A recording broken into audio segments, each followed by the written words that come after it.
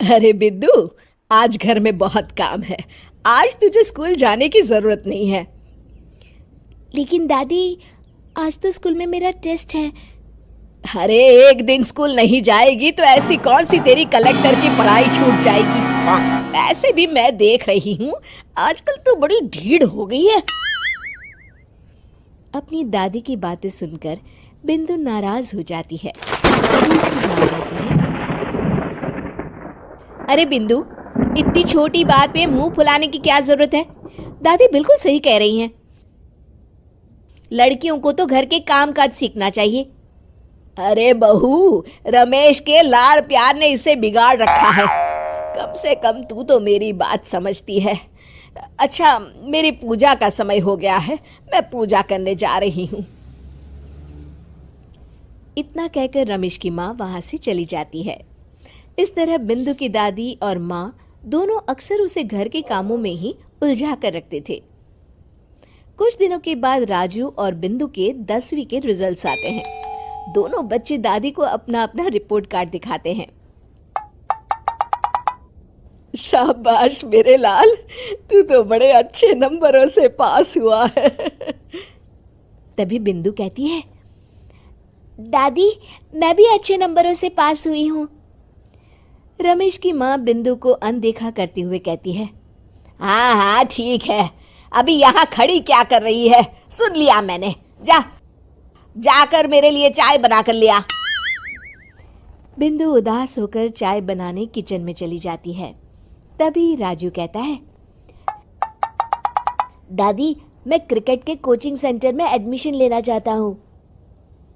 अरे वाह राजू बेटा, ये तो तूने बड़ी अच्छी बात कही। तू कल ही अपना एडमिशन करा ले, जितनी भी फीस होगी मैं दे दूंगी। अरे एक दिन मेरा पोता विराट कोहली बनेगा। इस तरह अक्सर रमेश की माँ अपनी पोती बिंदु के साथ दुर्व्यवहार करती थी। कुछ दिनों के बाद रमेश की माँ और उसकी पत्नी दोनों सास बहू मिलकर राजू का एडमिशन अच्छे स्कूल में करवा देते हैं, लेकिन बिंदु का एडमिशन नहीं करवाते। इस बात से नाराज होकर बिंदु अपनी दादी से कहती है, लेकिन दादी मुझे भी आगे की पढ़ाई करनी है। अरे क्या करेगी आगे की पढ़ाई लिखाई करके, हैं? आज से ये पढ़ाई का भूत अपने दिमाग से उतार दे। इतना कहकर रमेश की माँ वहां से चली जाती है। उस दिन के बाद से बिंदु की पढ़ाई हमेशा के लिए छूट जाती है और उसकी दादी उससे घर के सारे काम करवाना शुरू कर देती है। इस तरह उसका सारा दिन घर के कामों में ही बीत जाता था।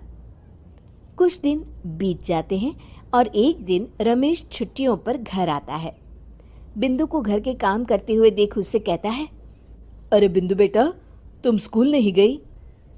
पिताजी, दादी ने मेरा एडमिशन कराने से मना कर दिया है। वे कहती है घर पे रहकर घर के काम करना सीख। अपनी माँ का ये बर्ताव देख रमेश को बहुत गुस्सा आता है और वो अपनी माँ से कहता है, माँ ये तुमने क्या किया?